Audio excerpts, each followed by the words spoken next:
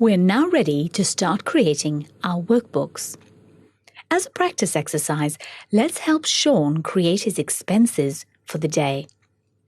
To begin with, we're going to need a new workbook. To do this, we're going to come up to the File tab on our ribbon and click. Come down on the green panel till you find New and click, and then select Blank Workbook. And again, it's a single click. We now have our blank workbook. Let's quickly zoom in so we can see what we're doing. I'm coming down to the zoom slider and just clicking the plus a few times. You will notice that the first cell, A1, has a green box around it. It is by default the active cell, and that means we can just start typing directly into it. So I'm going to type expenses. And now I could click away, but in Excel, it's better practice to press Tab to jump to the cell to the right, or press Enter to jump to the cell below. This commits the change and moves you down one cell. We're going to press Enter again to get one more down.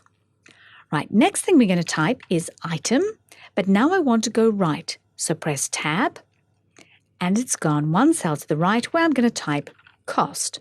And press Enter. You'll notice it actually jumps down and back to the first empty cell in the next row. This makes your data entry very quick and easy. Right, Sean's first expense was his train ride. So we're going to type train and press Tab, and that costs $6.30. So I'm just going to put 6.3. We don't need to worry about putting extra decimal places or the dollar sign, as we'll look at how we can use formatting tools to do that easily in a later video. Now click Enter. All right, Sean also bought a coffee, so let's put a coffee in and press Tab, and that costs $3.50. And then lastly, he bought some lunch, and that cost $12. And Enter.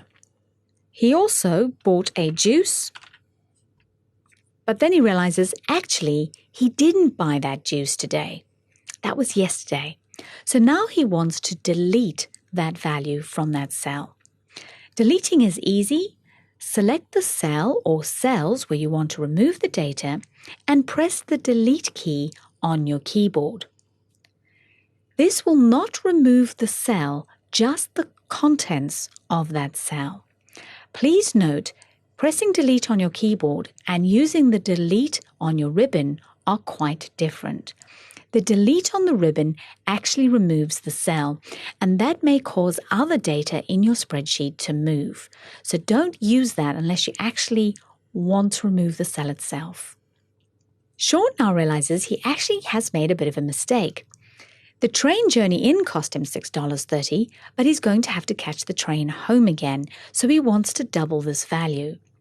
If you wish to replace the value in a cell, single-click and overtype by putting in the new value. So we're going to put in $12.60 and press Enter.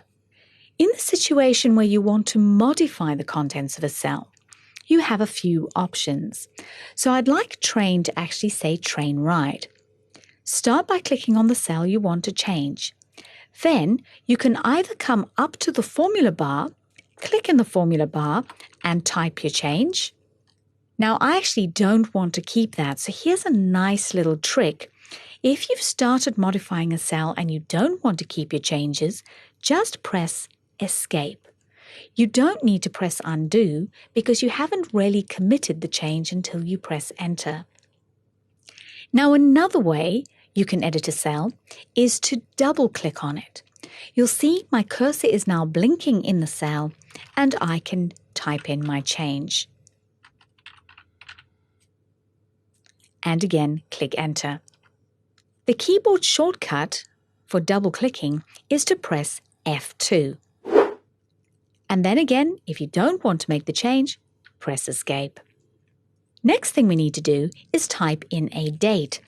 So I'm going to come up to cell B1 and I'm going to type in the current date, which is the 12th of the 4th, 2017. Now, it's really important when you type dates into Excel that you use the correct format for your regional settings. So in Australia, for example, we type day, followed by month, followed by year. If I was in the US, I would need to put month, then day, then year.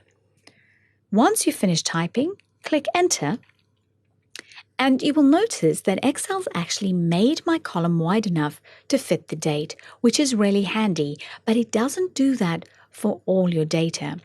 So if you decide you want to adjust your column widths, come up to the top where you have your column letters, find the little separating line to the right of the column you want to make wider, and then click and drag. It is a very bad idea to leave blank columns in the middle of your data set, so if you need to, rather just make your columns a little wider. Now, one last little thing to finish off our expenses, we need to total them up. So I'm going to click into B7, and here's a great trick. We're going to come up to our Home tab on our ribbon, and on the far right, you will see a tool called AutoSum. We'll look at working with calculations in a lot more detail next week, but if you just quickly need to add up some numbers, you can click on the AutoSum. You'll see it's added up all the numeric values above the cell where I originally clicked, and then just press Enter. So that's Sean's expenses complete. Why don't you now practice at creating your own expenses?